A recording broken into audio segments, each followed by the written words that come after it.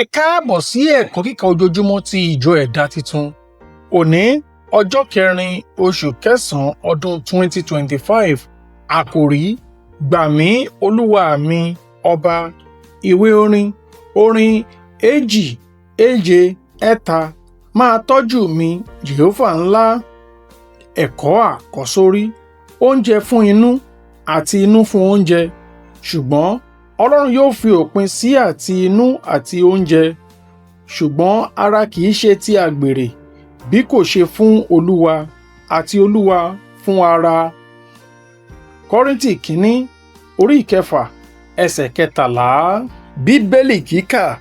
Ìwé àwọn ọba kejì orí 6, 24-30. Ó sì ṣe lẹ́yìn èyí ni Beni-Hadadi ọba Síríà kó gbogbo ogun rẹ̀ jọ. Wọ́n sì gòkè, wọ́n sì dó ti Samaria.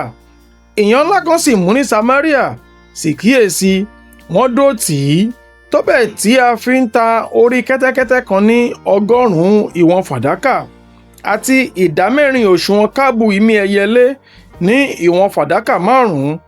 Ó sì ṣe, tí ọba Israẹli ń kọjá lórí odi, obìnrin kan sọkún tọ̀ ọ́ wá wípé, Gbà mí Olúwa mi ọba.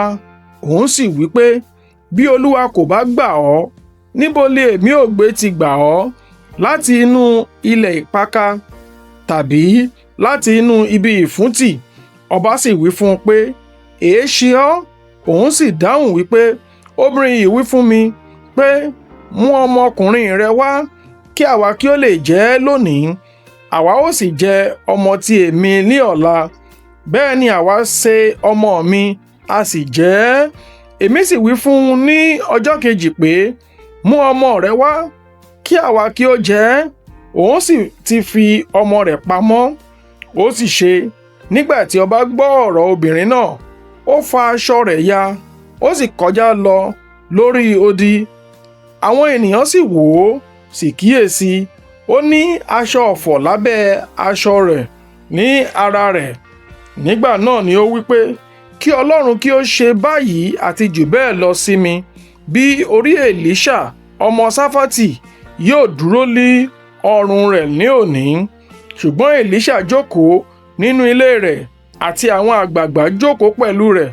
Ọba sì rán ọkùnrin kan ṣáájú rẹ̀ lọ, ṣùgbọ́n kí ìránṣẹ́ náà kí ó tó dé ọ̀dọ̀ rẹ̀, òun sì wí fún àwọn àgbààgbà pé, ẹ wo bí ọmọ apànìyàn yìí ti ránṣẹ́ láti mú orí mi kúrò.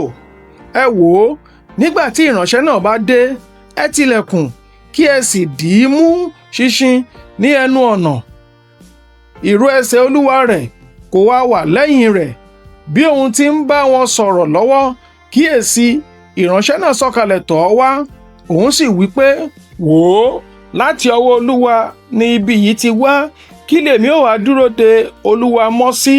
Ẹ̀kọ́: oúnjẹ jíjẹ àti ìtẹ́lọ́rùn nígbà àìní àti ṣíṣẹ́gun tàbí ìpàdánù nínú ayé dá lórí ẹni tí ó gbẹ́kẹ̀lé fún ìrànlọ́wọ́. Kò sẹ́ni tí ó lè bọ́ lọ́wọ́ ìdánwò ayé láì ní àánú àti ìrànlọ́wọ́ Ọlọ́run. Àti pé bí a bá ń sin Ọlọ́run ní òtítọ́, kò túmọ̀ sí pé a ò ní dojúkọ ìṣòro. Ṣùgbọ́n nínú gbogbo ìdánwò, Ọlọ́run wà pẹ̀lú àwọn ọmọ rẹ̀.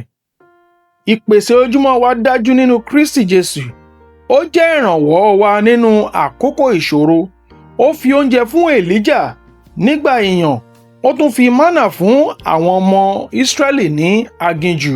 Ṣé o ti wà ní ipò tí ó le bí obìnrin tó wà nínú ẹ̀kọ́ wa lónìí rí? Ipá rẹ̀ láti mú ìṣòro rẹ̀ wá sópin lọ́nà ara rẹ̀ já sí àbámọ̀. Ó sì pàdánù ọmọ rẹ̀. Ésáù náà ta ogún ìbí rẹ̀ nítorí oúnjẹ. Ó padà wá pẹ̀lú ẹkún, ṣùgbọ́n ó ti pàdánù rẹ̀ títí láéláé. Nítorí ohun tí a máa jẹ àti ìbẹ̀rù ọjọ́ ọ̀la, ọ̀pọ̀ ènìyàn ti pàdánù ìdánimọ̀ wọn, wọ́n sì ti ta ọkàn wọn fún èṣù.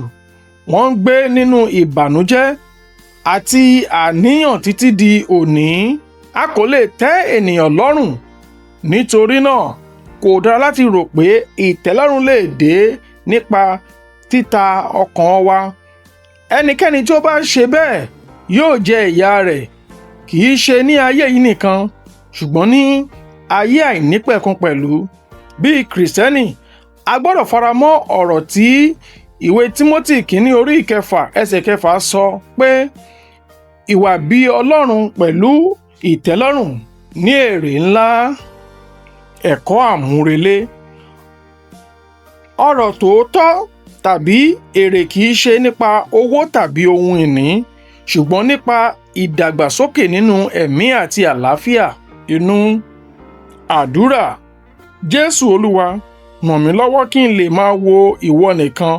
Mo mọ̀ pé ìwọ ni ìrànwọ́ mi ní àkókò ìṣòro. Àmín. Títí di ọ̀la, ó dàbọ̀.